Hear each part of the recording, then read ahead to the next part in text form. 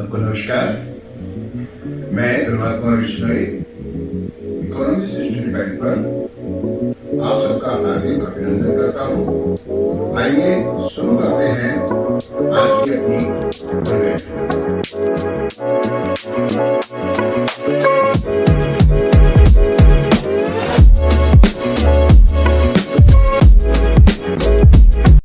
सभी को नमस्कार। इकोनॉमिक्स स्टडी गाइड पर आप सबका स्वागत है। प्यारे बच्चों, आज जो मैं टॉपिक लेके आया हूं वह है राजस्व, अर्थ, परिभाषाएं, प्रकृति और क्षेत्र। ये बीए द्वितीय वर्ष के लिए प्रथम प्रश्न पत्र में राजस्व से संबंधित जो हमारा चैप्टर है उसमें है, और इसी चैप्टर से संबंधित जो सर्वाधिक महत्वपूर्ण विषय है वो है अधिकतम सामाजिक कल्याण का सिद्धांत। तो इस सिद्धांत को समझने से पहले हम जो है आपको आज इस टॉपिक में पब्लिक फाइनेंस यानी राजस्व या इसको कहेंगे लोक वित्त का अर्थ, परिभाषाएं, प्रकृति और साथ ही उसके क्षेत्र के बारे में हम विवेचना करने जा रहे हैं। आइए शुरू करते हैं आज का टॉपिक। देखिए बच्चों, यानी जो पब्लिक फाइनेंस है, अंग्रेजी का जो शब्द है ये पब्लिक फाइनेंस, अंग्रेजी के दो शब्द, एक पब्लिक दूसरा फाइनेंस। पब्लिक शब्द का अर्थ होता है सार्वजनिक या लोक, और फाइनेंस का अर्थ होता है वित्त अर्थात आय और व्यय। तो यहाँ पर पब्लिक फाइनेंस का जो अभिप्राय है यानी सार्वजनिक सत्ताओं के आय व्यय का अध्ययन अर्थशास्त्र के जिस विभाग में हम करते हैं, आपको मालूम है अर्थशास्त्र के 5 विभाग है, उपभोग, उत्पादन, विनिमय, वितरण और राजस्व। तो अर्थशास्त्र का वह विभाग जो सार्वजनिक सत्ताओं अर्थात पब्लिक फाइनेंस से संबंधित जो हमारी सार्वजनिक सत्ताएं हैं उनको डाल्टन ने कहा है राज्य सरकारें, केंद्र सरकार और निगम निकाय जो होते हैं, नगर पालिका होती है, नगर निगम होते हैं, है ना, टाउन एरिया होती है। तो ये जो सभी है ये सार्वजनिक सत्ताओं में आते हैं और इनकी आय व्यय का जो अध्ययन है हम पब्लिक फाइनेंस के अंतर्गत करते हैं। तो ये तो हुआ पब्लिक फाइनेंस का अर्थ। अब हम चर्चा करेंगे पब्लिक फाइनेंस की परिभाषाओं की, डिफिनेशन की, यानी राजस्व की परिभाषा। तो देखिए राजस्व की जो परिभाषाएं हैं उनको हम 3 वर्गों में बांट सकते हैं। पहला है अत्यधिक व्यापक वर्ग की परिभाषाएं, जिसमें हम डाल्टन की परिभाषा को लेते हैं, वेस्टिब्यूल की परिभाषा को लेते हैं और साथ ही हम लेते हैं फिडलेस-राज की परिभाषा को। उसके बाद आता है व्यापक अर्थ की परिभाषाएं, इसमें लुटरस की परिभाषा है, इसमें एडम स्मिथ की परिभाषा है, और लास्ट में हम जो यानी वर्ग है यानी संकुचित अर्थ की जो परिभाषाएं है उसमें प्रोफेसर जे.के. मेहता की परिभाषा है और साथ ही टेलर की परिभाषा है। तो आइए इन परिभाषाओं का अध्ययन करते हैं। सबसे पहले व्यापक अर्थ की परिभाषा। जैसे मैंने आपको बताया राजस्व की परिभाषाओं को हम 3 वर्गों में बांटते हैं। पहला वर्ग है व्यापक अर्थ वाली परिभाषा, या व्यापक अर्थ में राजस्व की परिभाषा, है ना। तो आइए तो व्यापक अर्थ में राजस्व की जो परिभाषाएं हैं उसमें सबसे पहले डाल्टन की परिभाषा है। प्रोफेसर डाल्टन ने क्या कहा है, राजस्व का संबंध सार्वजनिक सत्ताओं के आय व्यय तथा पद्धति से है जिसमें आय व्यय का समायोजन किया जाता है। ठीक है। इसके बाद दूसरी जो परिभाषा है यह है प्रोफेसर वेस्टिब्यूल के मतानुसार। प्रोफेसर वेस्टिब्यूल ने क्या कहा है, सार्वजनिक वित्त अर्थात राजस्व, पब्लिक फाइनेंस, सार्वजनिक वित्त अर्थात राजस्व, सार्वजनिक सत्ताओं के आय व्यय तथा उनके पारस्परिक संबंध, वित्तीय प्रशासन तथा नियंत्रण से संबंध रखता है। आय व्यय तथा उनके पारस्परिक संबंध, वित्तीय प्रशासन तथा उसके नियंत्रण से संबंध रखता है। कौन? राजस्व यानी सार्वजनिक वित्त। ठीक हो गया। अब है तीसरी परिभाषा हमारी है पीडीएस राज की परिभाषा। पीडीएस राज में क्या है? राजस्व का विज्ञान उस पद्धति या प्रणाली से संबंधित है, मेथड से, यानी राजस्व का विज्ञान उस पद्धति या प्रणाली से संबंधित है जिसके द्वारा सार्वजनिक संस्थाएं अपनी आय प्राप्त करती हैं और उसे व्यय करती है। आय प्राप्त करती है और उसे व्यय करती है। तो ये व्यापक अर्थ की परिभाषाएं थी।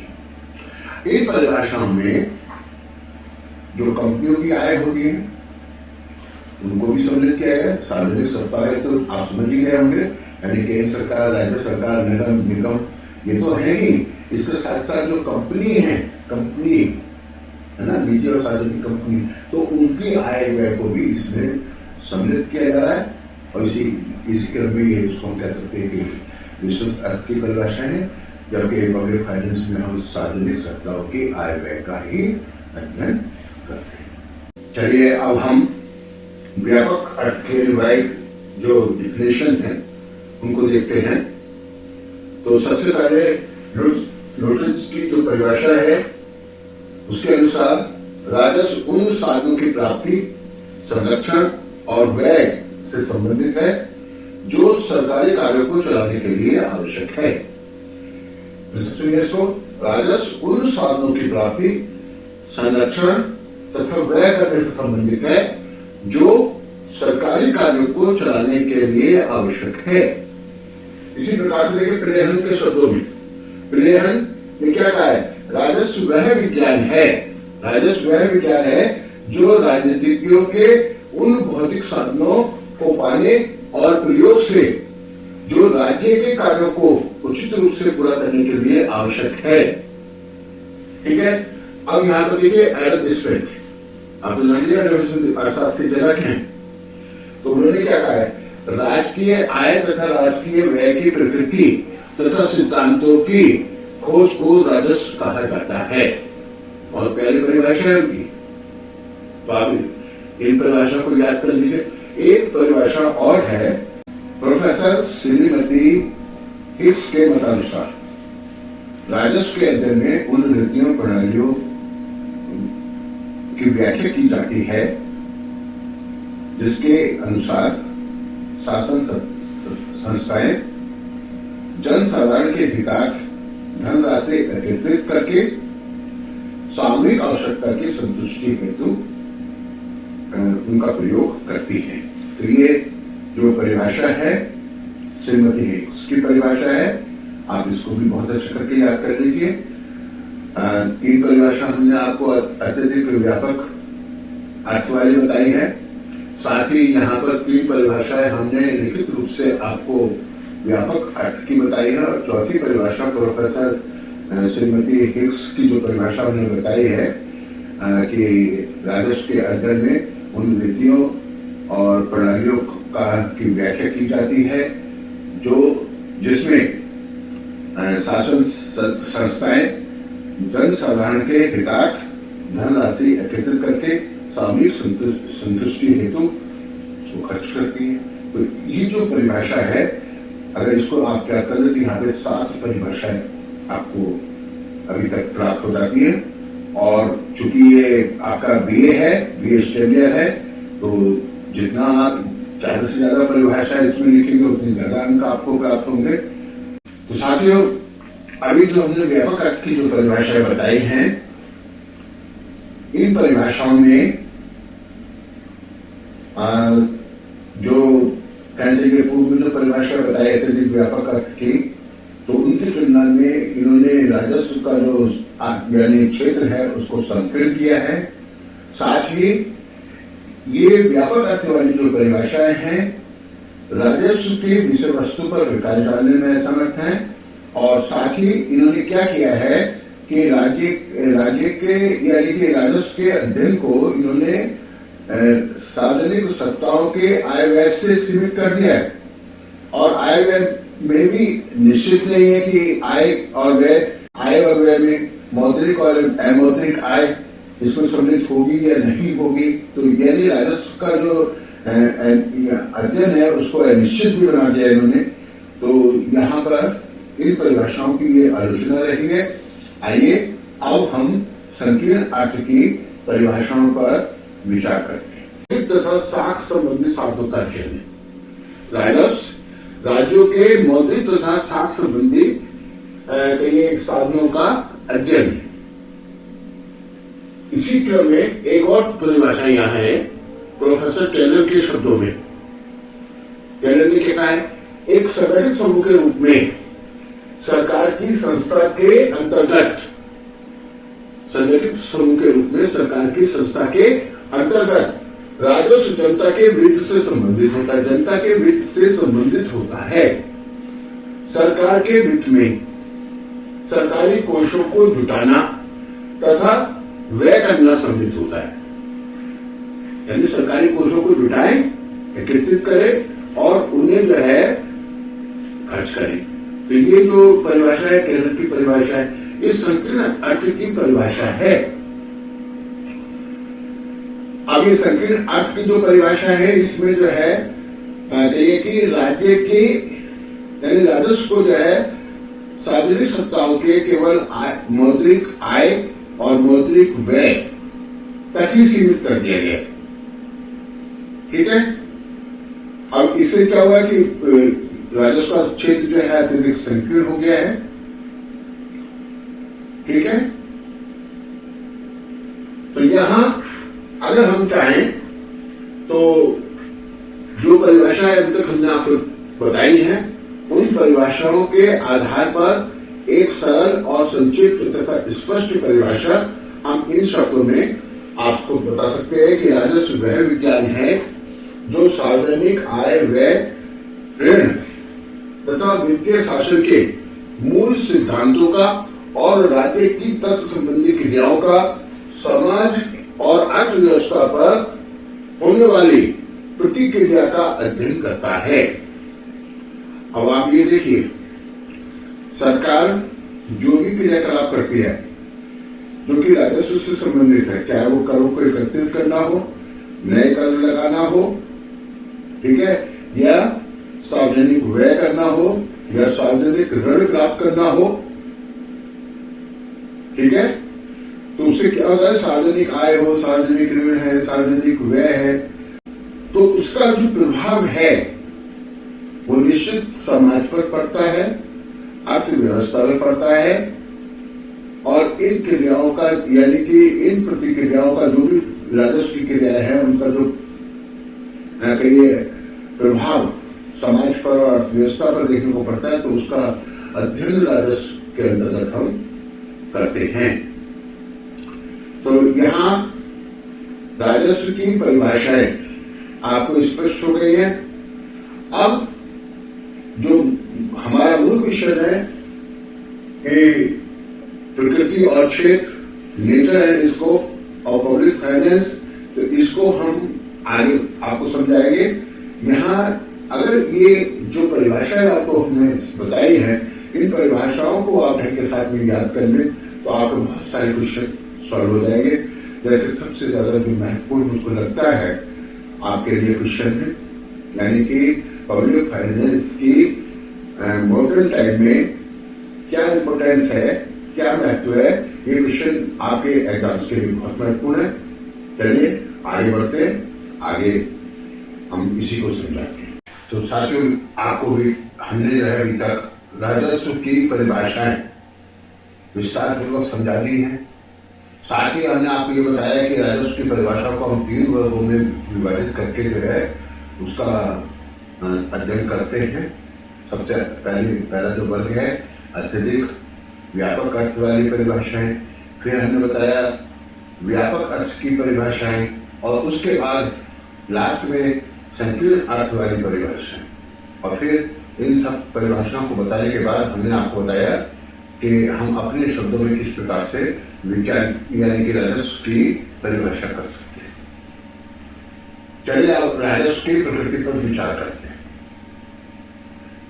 तो देखिए, राजस्व की जो प्रकृति है, अर्थात हमने ये देखना है नेचर ऑफ पब्लिक फाइनेंस में कि राजस्व जो है विज्ञान है अथवा कला है।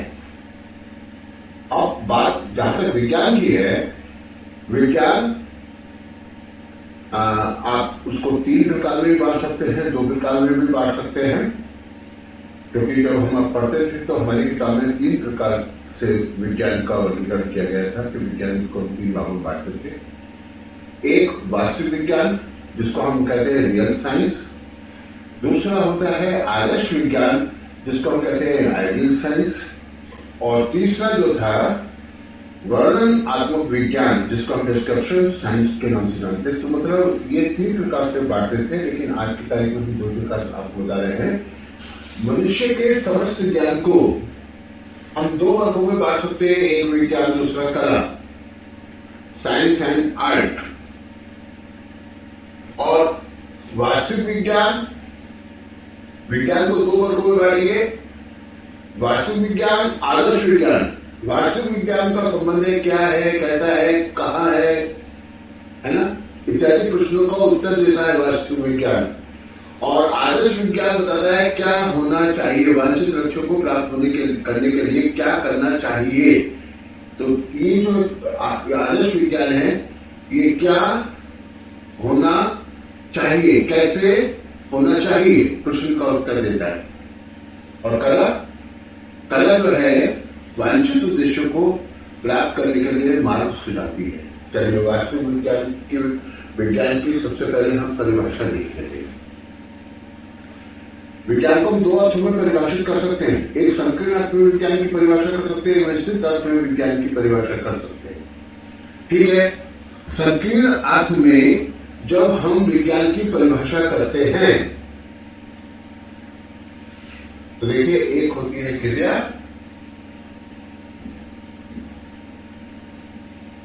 दूसरा होता है कारण, और तीसरा होता है परिणाम।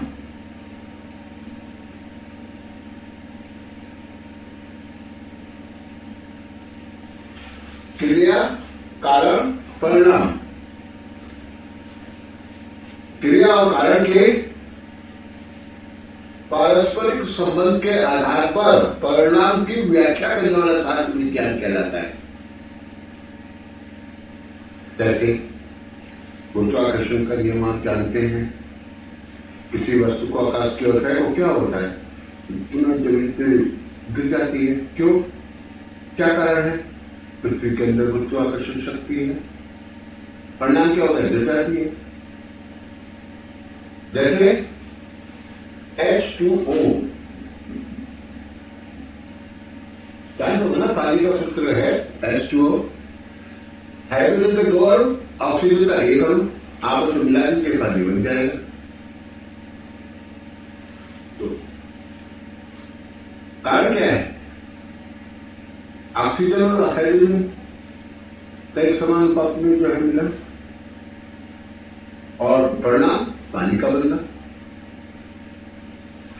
समझ गए होंगे। तो विज्ञान के नियम जो होते हैं वो क्रिया कारण के पारस्परिक संबंध को स्पष्ट करते हैं। तो एक संकीर्ण अर्थ में हम विज्ञान की परिभाषा कर सकते हैं, लेकिन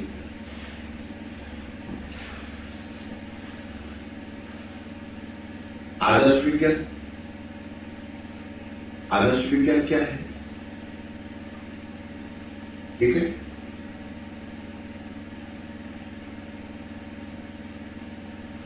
सबसे पहले आपको वास्तविक विज्ञान में, जैसे हमने बताया विज्ञान की परिभाषा, तो विज्ञान की परिभाषा में हमने आपको संकीर्ण अर्थ की परिभाषा बता दी, ठीक है। और व्यापक अर्थ की परिभाषा, किसी भी विषय का क्रमबद्ध और व्यवस्थित ज्ञान विज्ञान कहलाता है। किसी भी विषय का क्रमबद्ध और व्यवस्थित ज्ञान विज्ञान कहलाता है, ठीक है। विज्ञान को हमने 2 भागों में बांटा है, आदर्श विज्ञान, वास्तविक विज्ञान। वास्तविक विज्ञान का संबंध क्या है, प्रश्न से है, और आदर्श विज्ञान का संबंध क्या है, क्या होना चाहिए, प्रश्न से है। वास्तविक विज्ञान नियमों सिद्धांतों का प्रतिपादन करता है, यथा स्थिति या वस्तु स्थिति की सही व्याख्या कर देता है, ठीक है। अच्छाई और बुराइयों की ओर संकेत नहीं करता है, लेकिन नियमों की अच्छाइयों और बुराइयों की ओर जो संकेत करता है वो है आदर्श विज्ञान। ये बताता है कि वांछित लक्ष्य को किस प्रकार से प्राप्त किया जाना चाहिए। मान लीजिए जैसे बेरोजगारी है, तो बेरोजगारी क्या होती है, किन कारणों से होती है, तो वास्तविक विज्ञान बताएगा। लेकिन बेरोजगारी को दूर किस प्रकार किया जाए, ये आदर्श विज्ञान बताएगा।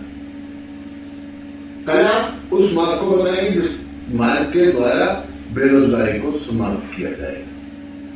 अब बात यहां आती है कि राजस्व जो है वो किस प्रकार का विज्ञान है। तो देखिए, राजस्व मानव विज्ञान के केवल एक अंश का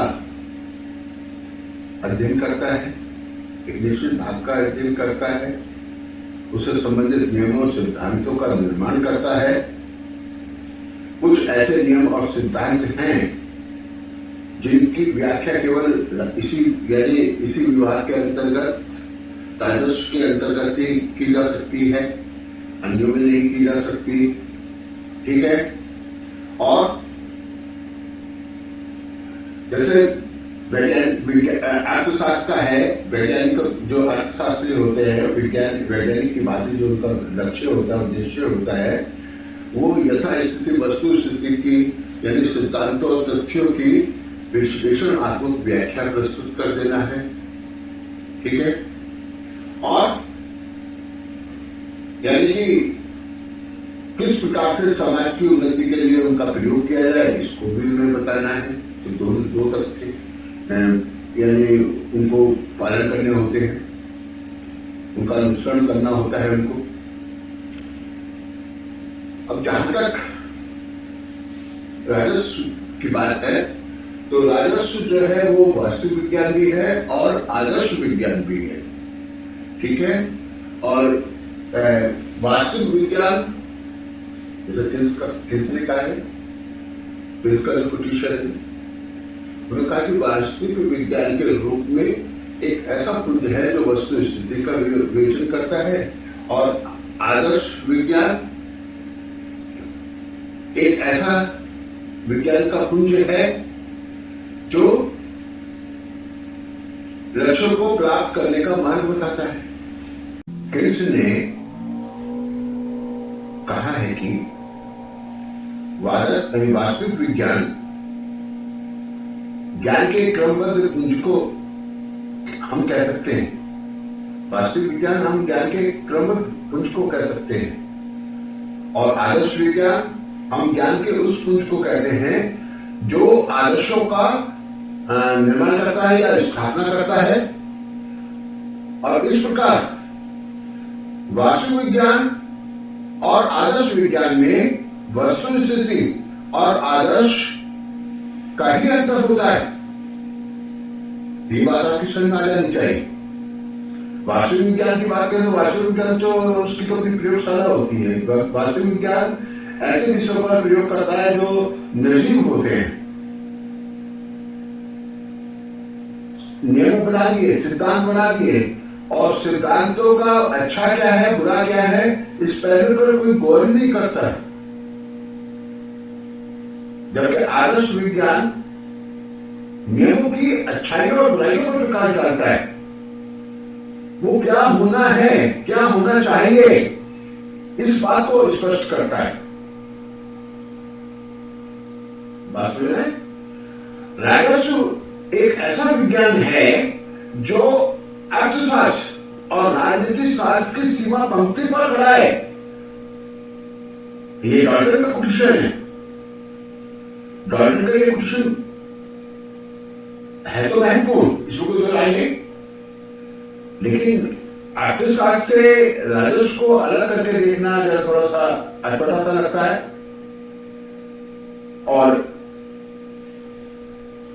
राजस्व की क्रियाएं राजनीति को जोड़ती है, और राजनीतिक शास्त्र जो है वो अर्थशास्त्र से एक तरीके से बहुत ही ज्यादा जुड़ा हुआ है। आपको मालूम ही है, पहले उसका नाम ही पॉलिटिकल इकोनॉमी था, राजकीय अर्थव्यवस्था था, तो बाद में अलग हुआ 8 साल, स्वतंत्र विषय बना।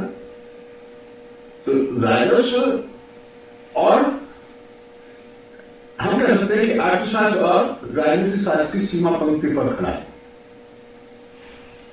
तो इस प्रकार से राजस्व वैज्ञानिक नियम सिद्धांतों का निर्माण करता है वास्तविक विज्ञान के रूप में। वो संपूर्ण मानव ज्ञान का तो अध्ययन करता नहीं है ना, मानव ज्ञान के एक अंश का अध्ययन करता है। ऐसे नियम सिद्धांत है जो केवल राजस्व में ही जिनका परीक्षण कर सकते हैं, जिनकी सत्यता को प्रमाणित किया जा सकता है। ठीक है, वैज्ञान कहिए कि एक विज्ञान होने के नाते, एक वास्तविक विज्ञान होने के नाते करारोपण के क्या प्रभाव होते हैं, ठीक है, इसको स्पष्ट करता है। करारोपण के जो लक्ष्य हैं, उससे जो आय प्राप्त होती है, उस आय का किस प्रकार से सदुपयोग होना चाहिए कि अधिकतम सामाजिक कल्याण के सिद्धांत को प्राप्त किया जा सके, अधिकतम सामाजिक कल्याण के उद्देश्य को प्राप्त किया जा सके, इसको जो है एक आदर्श यानी वास्तविक विज्ञान होने के नाते, एक आदर्श विज्ञान होने के नाते राजस्व बताता है। जैसे बजट की बात करें तो बजट स्वयं अपने आप में कला है। एक संतुलित बजट, घाटे का बजट और अधिशेष बजट, किस प्रकार का बजट की आवश्यकता है ना, तो ये अपने आप में बहुत ज्यादा महत्वपूर्ण हो जाता है।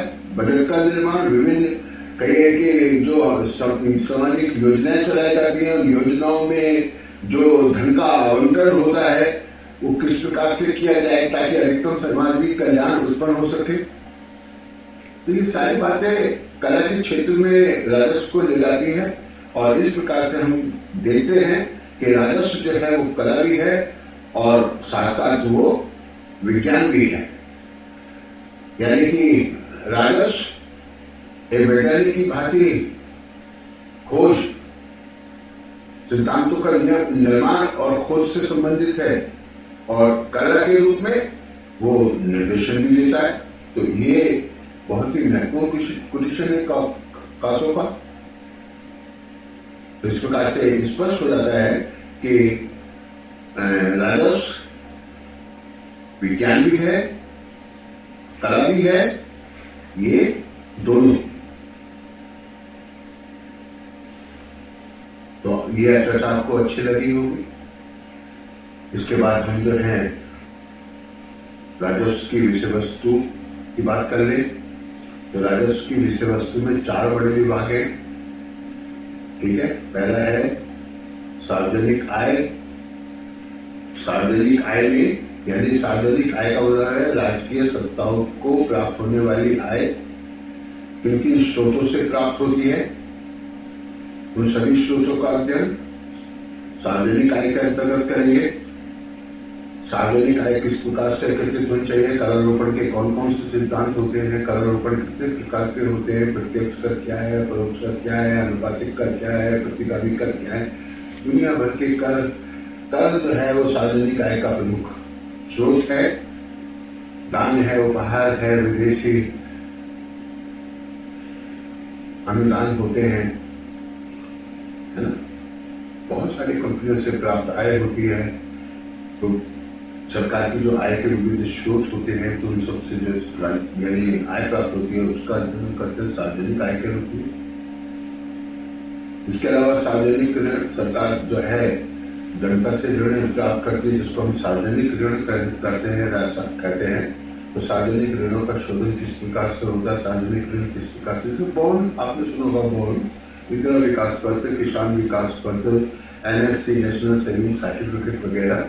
तो ये सब जो है सरकार जो है इन बॉन्ड्स के जरिए जनता से यानी कि ऋण प्राप्त करती है।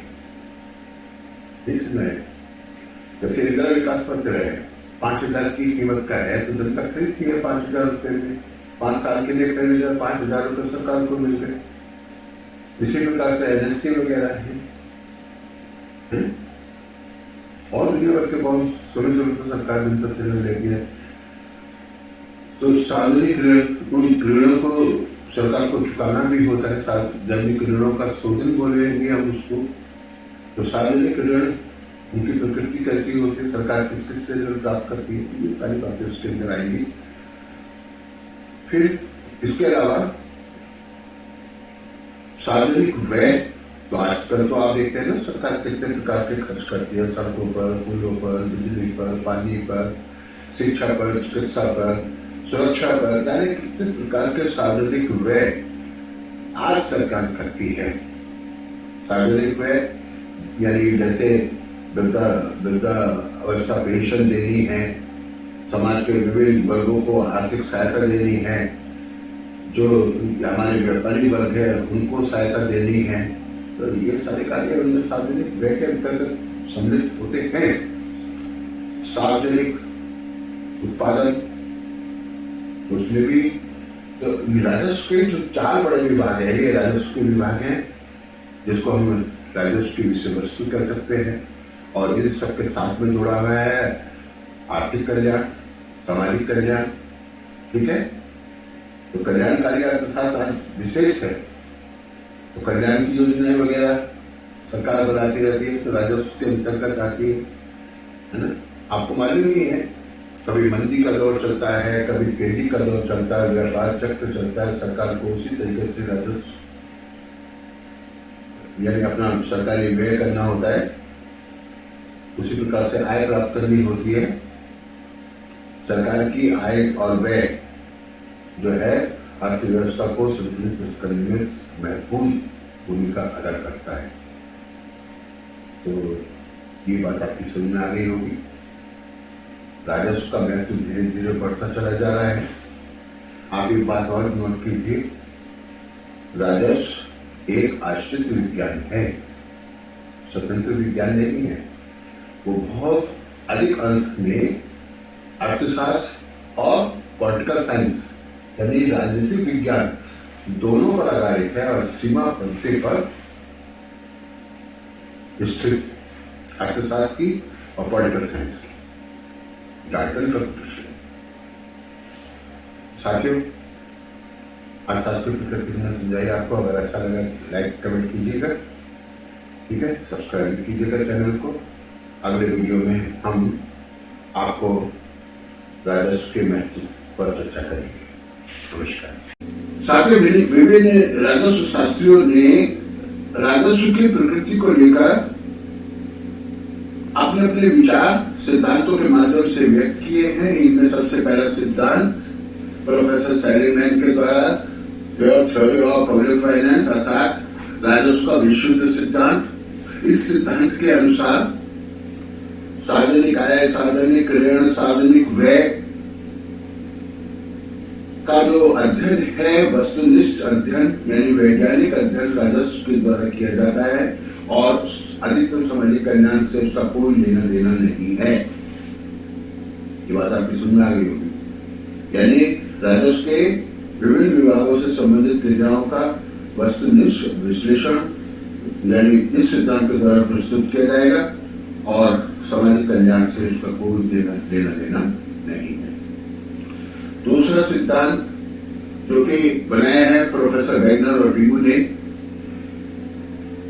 पिगू और वैगनर राजस्व का सोशियो राजनीतिक सिद्धांत, socio political theory of public finance. इस सिद्धांत के मतानुसार राजस्व का उद्देश्य राजस्व नीतियों के द्वारा समाज का अधिकतम सामाजिक कल्याण करना है। आपको मालूम ही है प्रोफेसर पिगू की परिभाषा अर्थशास्त्र की, उन्होंने कहा कि अर्थशास्त्र आर्थिक कल्याण का अध्ययन है। आर्थिक कल्याण सामाजिक कल्याण का वह भाग है जिससे प्रत्यक्ष अथवा परोक्ष रूप से द्रव्य के माध्यम से मांगा जा सके। अर्थात सरकार को ऐसे कार्य करने हैं ना, सरकार जो कर प्राप्त करती है तो एक कर की एक इकाई को एकत्रित करने में जनता को कुछ कष्ट होता है और जब उस सरकार एक इकाई कर की विभिन्न सामाजिक कार्यों पर व्यय करती है तो उससे जनता को उपयोगिता प्राप्त होती है। वो जो उपयोगिता है होने वाली अनुपयोगिता से अधिक होगी, तभी जो है अधिकतम सामाजिक कल्याण होगा। ये अधिकतम सामाजिक कल्याण का सिद्धांत सिद्धांत है। इसके अलावा नए अर्थशास्त्र सिद्धांत, ठीक है, the theory of new economics, ये जो सिद्धांत है प्रोफेसर किन्स के द्वारा प्रतिपादित किया गया है या किन्स के द्वारा समर्थित सिद्धांत है।